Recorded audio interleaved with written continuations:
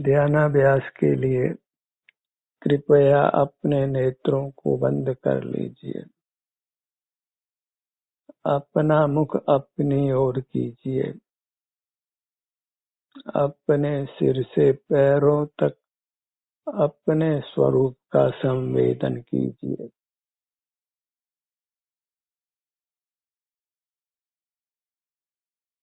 हमारी चिन्ह मूर्त एकमात्र सुखदाता है। सुख के लिए हमें इसी से युक्त रहना है। सुखी होने का यही एकमात्र मार्ग है। बाहर मूर्त पदार्थ ही ज्ञात होते हैं, जो सुख स्वभावी नहीं होने से सुखदाता नहीं है। उनको विषय कर हम अपने सुखदाता से ही विमुख रहते हैं, अपने सुख को खोते हैं। इतना ही समझना है कि हम सुख स्वभावी हैं। हमें अपने से ही सुख मिल सकता है। इसलिए अपना मुख अपनी ओर ही रखना है। फिर जो भी संवेदना मिले उसको स्वीकार करना है, प्रीति के साथ, प्रमोद के साथ, क्योंकि यही सुखी होने का एकमात्र उपाय है। अन्य कोई विकल्प नहीं है। बहिर्मुखता को छोड़ना है तो हमको अपना संवेदन होने लगता है।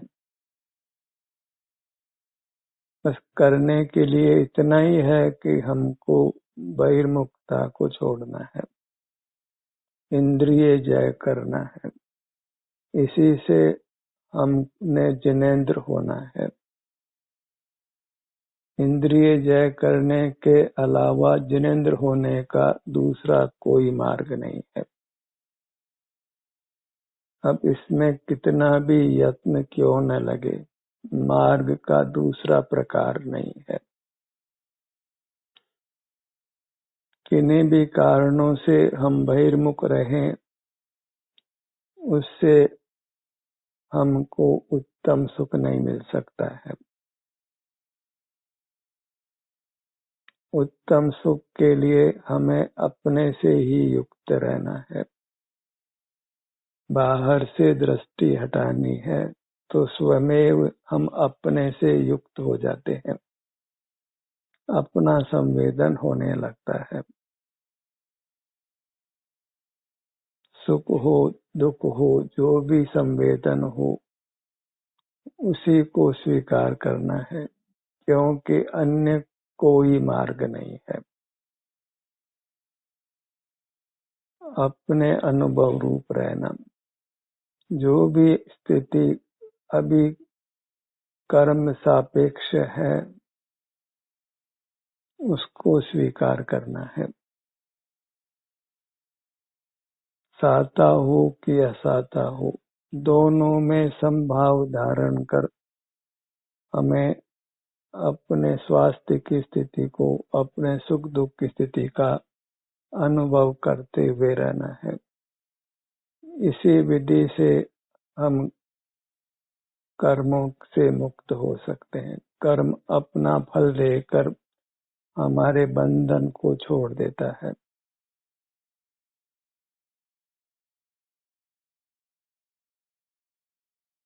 अपनी मुद्रा लक्ष्य में आती है जब हम बाहर से विरक्त रहते हैं,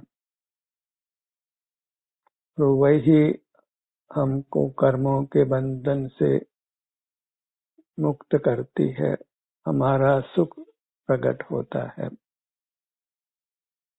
उत्तम सुख फिर हमको अनुभव में आता है। निरंतर सुख में वृद्धि होती है, दुखों का सामना नहीं करना पड़ता है।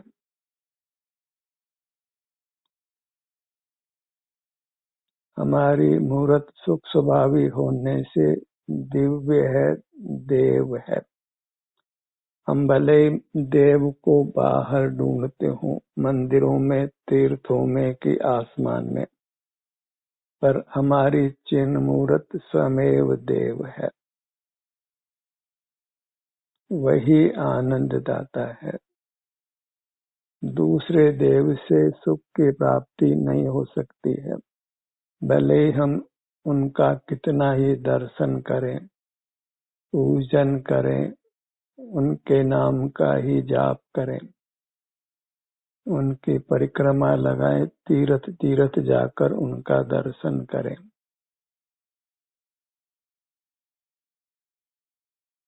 हमारी मूर्त ही हमारे लिए देव है। एक जीव का दूसरा जीव देव नहीं है।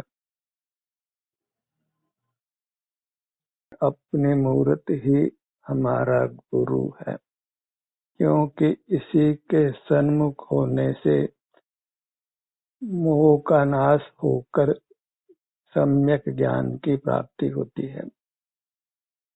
दर्शन मोह का नाश होकर हमारा ज्ञान सम्यक होता है और फिर स्वयं ही सम्यक चारित्र होता है। हमारी मूर्त में ही हमारा आचरण होने लगता है। हम अपना ही संवेदन करते हुए रहते हैं। एक बार निर्धार कर लीजिए कि अपना आराध्य देव अपने चिन्ह मूर्त है। जो पहले तीर्थंकर हो गए हैं, सामान्य केवली हो गए हैं, या आज जो तीर्थंकर हैं, उनको हमारे लिए देवपना नहीं है। वास्तव में उनकी चिन्ह मूर्त हमारे उपयोग का विषय भी नहीं बनती है। उनसे सुख की प्राप्ति भी नहीं है। आपका आप ही देव है। अन्य जीव ज्ञान के विषय नहीं बनने से उनको ज्ञेयपना नहीं है। ज्ञेय के नाम से पुद्गल ही ज्ञात होता है।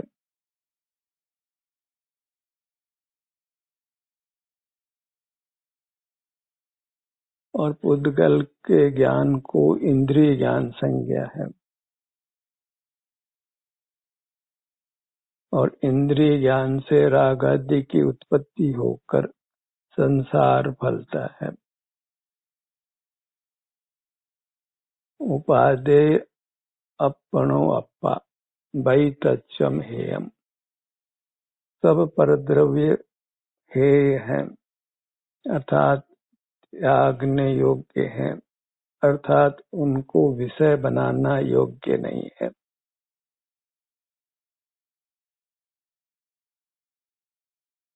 अपनी मूर्त का ही संवेदन करना योग्य है।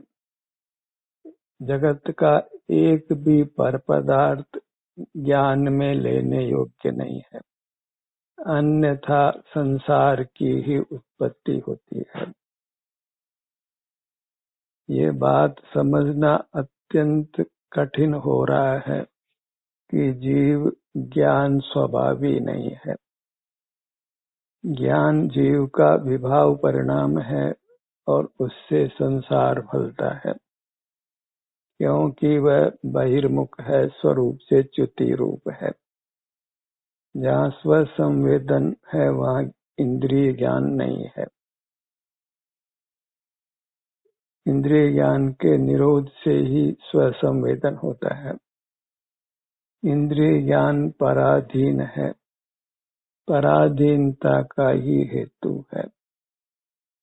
भले ही ज्ञान से मोक्ष मार्ग हम समझे, पर वह समझ भी स्व संवेदन के बिना नहीं हो सकती है।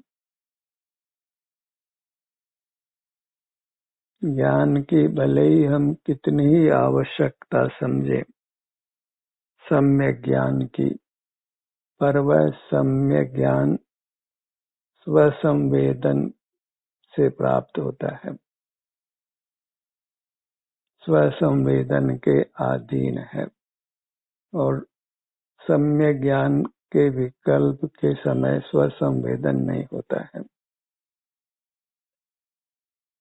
तो ज्ञान की महिमा भले ही आप लीजिए, पर ज्ञान मोक्ष मार्ग नहीं है। वह स्वसंवेदन से प्रकट होता है, पर स्वसंवेदन ज्ञान के निरोध से होता है। समझ को भी घोखना नहीं पड़ता है। इतना है कि समझ होती है। स्वानुभव में समझ का विकल्प नहीं है। समझ के विकल्प के निरोध से ही स्वसंवेदन होता है। हमें भले ही बाह्य देव गुरु शास्त्र की श्रद्धा रही हो, ज्ञान की महिमा रही हो, पर वह सब मोक्ष मार्ग नहीं है। क्योंकि मोक्ष मार्ग एक ही है, वह स्वसंवेदन रूप है, अपने शारीरिक स्वास्थ्य के अनुभव रूप है।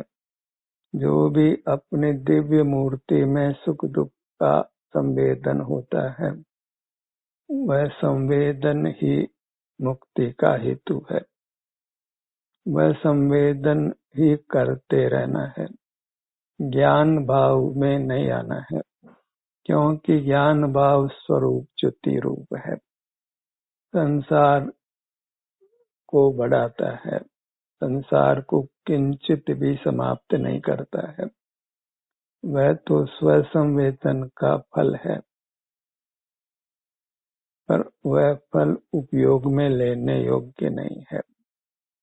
हमें तो बस स्वसंवेदन करते हुए रहना है।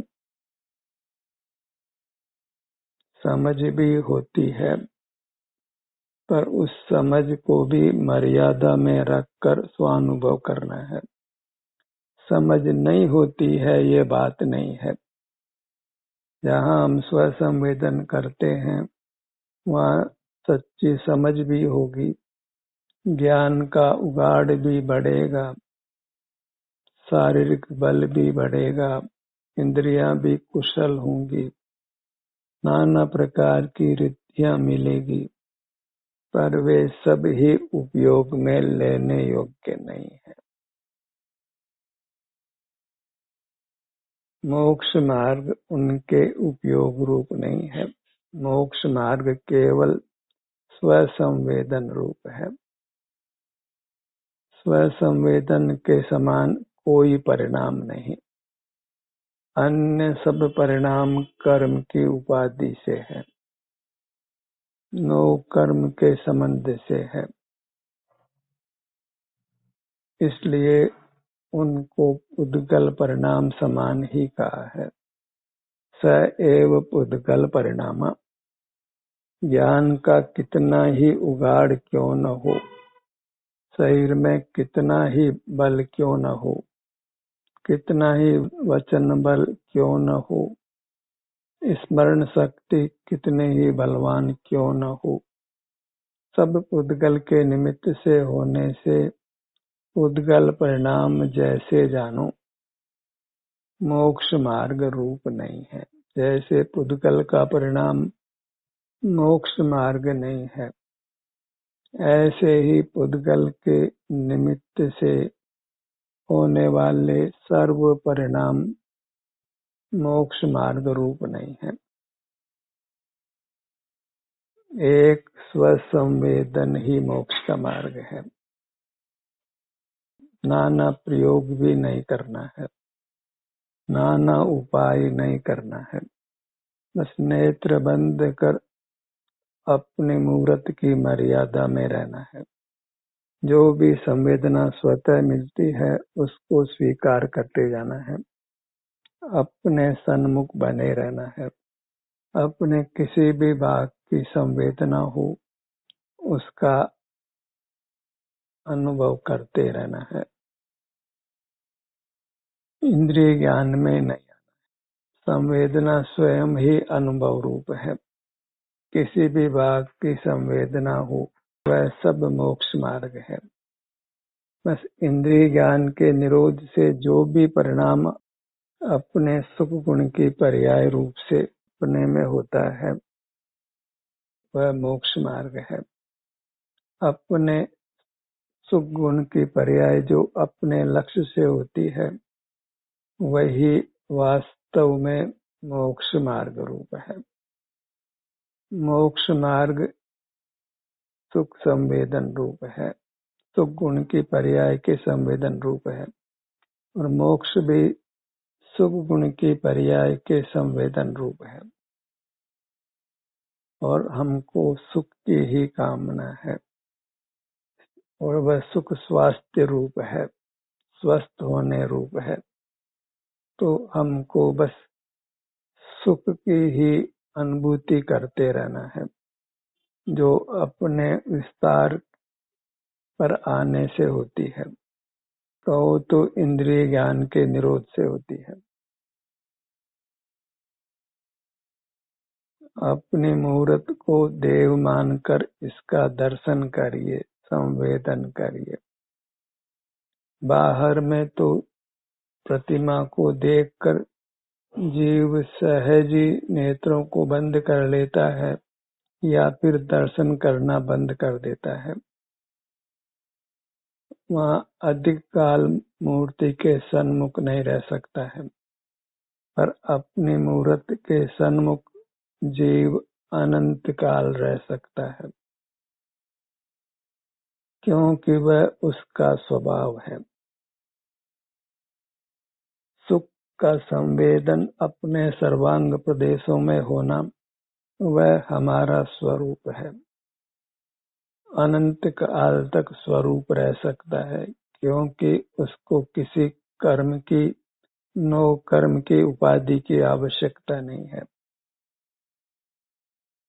जहाँ इंद्रिय जय करते हैं तो वहाँ स्वतः ही निर्मल सुख प्रकट होता है और वह स्वतः ही उत्तरोत्तर बढ़ते जाता है।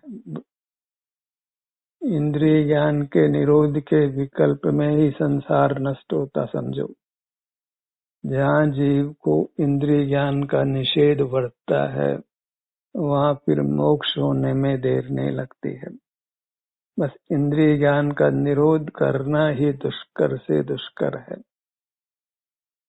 क्योंकि अनादि मोह से जीव ने अपने को ज्ञान स्वभावी माना है और वह मान्यता ही उसको मोक्ष मार्ग में प्रवेश नहीं करने देती है।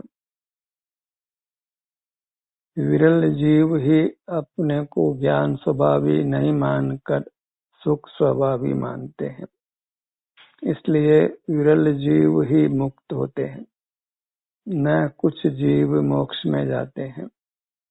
ये समुद्र में से कुछ बूंदें निकाली जाए तो समुद्र वैसा का वैसा दिखाई देता है। ऐसे ही इंद्रिय ज्ञान को अपना स्वभाव नहीं मानकर मोक्ष जाने वाले जीव अत्यंत विरल से भी विरल हैं। 2, 3, 4 हैं, ऐसे अधिक नहीं हैं। आप अपने हृदय से पूछिए, क्या आप अपने आप को ज्ञान स्वभावी मानते हैं या नहीं मानते हैं? यदि अपने को ज्ञान स्वभावी नहीं मानते हैं तो आप मुक्ति के अधिकारी होते हैं। और अभी ज्ञान का ही पक्ष है जो कि इंद्रियादि के और ज्ञानावरण कर्म के क्षोभशम के अधीन है, पराधीन है। उस पराधीन भाव को यदि आप अपना स्वभाव मानते हैं तो मोक्ष अति दूर से भी दूर है। कब इस जीव को इसका निर्णय हो तब से ही मोक्ष मार्ग का प्रारंभ होता है। यदि अपने पर दया आती हो तो गहराई से अंतर्दृष्टि करिए, अनुसंधान करिए कि क्या आप ज्ञान स्वभावी है। अंतर्दृष्टि करें तो भीतर कुछ भी पर पदार्थ जानने में नहीं आता है। स्वसंवेदन रूप रहते हैं तो कुछ भी पर का स्मरण नहीं होता है। कुछ मन का विचार भी नहीं होता है। ज्ञान का यही प्रकार है जो स्वसंवेदन के समय नहीं होता है।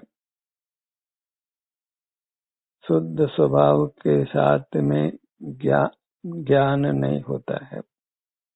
और आगम की कहें तो आगम भी दर्शन के समय ज्ञान नहीं मानता है।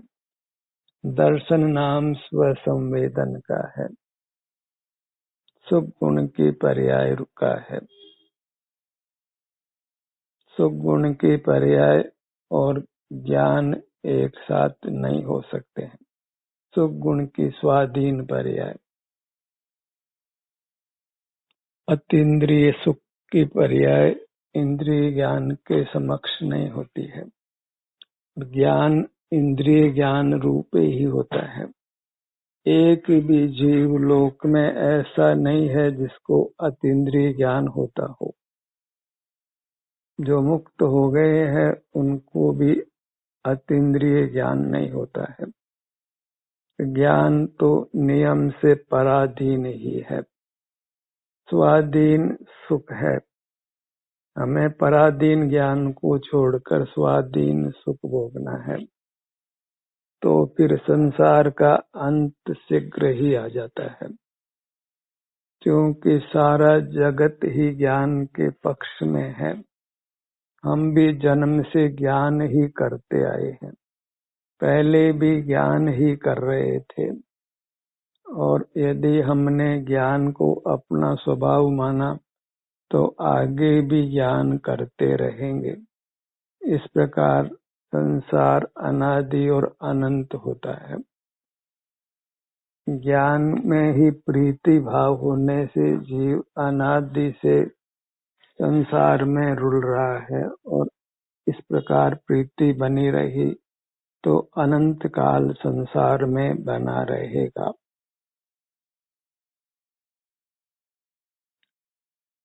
आगम भी परीक्षा कर ही स्वीकार करने योग्य होता है, और परीक्षा अनुभव से होती है। और अनुभव में ज्ञान नहीं होता है। अनुभव सुख गुण की पर्याय है। सुख गुण के निर्मल पर्याय है। स्व संवेदन अर्थात सुख का संवेदन, सुख का अनुभव। सुख संवेदन रूप ही होता है, अनुभव रूप ही होता है। अन्यथा सुख का कोई स्वरूप ही नहीं बनता है। हम सुख स्वभावी हैं, और इसका प्रतिपक्ष ज्ञान है, जो जीव का विभाव है, संसार का हेतु है। इंद्रिय ज्ञान को संसार का हेतु कहें कि ज्ञान को संसार का हेतु कहें, दोनों एकार्थक हैं। क्योंकि ज्ञान इंद्रिय ज्ञान रूप ही होता है। अतीन्द्रिय ज्ञान का अस्तित्व पूरे ब्रह्मांड में नहीं है। एक भी जीव इसमें ऐसा नहीं है होता हो, हुआ हो या आगे होगा। ज्ञान का नियम से इंद्रिय ज्ञान बना है, वह संसार का हेतु है। इसलिए हमको वास्तव में ज्ञान और आनंद में एक का चुनाव करना है। दोनों को संग में रखना संभव नहीं है। दृढ़ता से ज्ञान को संसार का हेतु मानिए, भले ही पूर्वागम ज्ञान को मोक्ष का हेतु कहता हो, पर अनुभव ये कहता है कि ज्ञान जो कि मूर्त पदार्थों को जानता है, विचार करता है, स्मरण करता है, वह सब स्वसंवेदन रूप नहीं है, अपने स्वरूप से च्युति होने रूप है। और स्वरूप च्युति है वही पाप है, वही स्वरूप से पतित होना है, धर्म से पतित होना है। ज्ञान अधर्म रूप है और स्वसंवेदन कहो तो अतीन्द्रिय सुख का परिणाम जो इंद्रिय ज्ञान के निरोध से होता है, वही जीव का स्वरूप है, स्वभाव है, वही स्वाधीन है। उसी स्वाधीन भाव का अवलंबन लेकर हम सुखी हो सकते हैं, परमात्मा हो सकते हैं। बाबा वाक्य प्रमाण मानकर मोक्ष मार्ग को बिल्कुल नहीं पाया जा सकता है, क्योंकि उसको प्रमाण मानना वही पराधीनता है। अपने पुरुषार्थ से अपने सन्मुख होकर सम्यक ज्ञान उत्पन्न करिए, अन्य कोई प्रकार नहीं है। आज तक एक जीव ने भी केवल देशना ग्रहण करने मात्र से सम्यक ज्ञान को प्राप्त नहीं किया है। जिसने भी सम्यक ज्ञान को पाया है वह स्वसंवेदन से ही पाया है, क्योंकि स्वसंवेदन ही दर्शन मोह कर्म को मिटाता है और उससे सम्यक ज्ञान की उत्पत्ति होती है। तो स्वसंवेदन की बलिहारी है और वह किंचित भी ज्ञान रूप नहीं है। अपने सुख को किसने जाना, यह चिंतन ही अज्ञान से भरा हुआ है, क्योंकि सुख जानने की वस्तु नहीं है, सुख भोगने की वस्तु है, वो भोगा जाता है। सुख भोगने रूप ही है, अन्यथा सुख का कोई अस्तित्व ही नहीं बनता। जरा भी जीव अंतर में ठहरने का प्रयास करे तो दर्शन मोह का नाश हो। फिर ऐसा प्रश्न नहीं करे कि सुख को किसने जाना। सारे सुख दुख को ज्ञान ही जानता है, ऐसा जो चिंतन है वह सब उड़ जाता है, वह सब मिथ्या सिद्ध होता है। स्वसंवेदन एक अपनी पर्याय है, सुख गुण की पर्याय है, पूर्ण है। वह ज्ञान के, इंद्रिय ज्ञान के, सूक्ष्म ज्ञान के किंचित भी पराधीन नहीं है।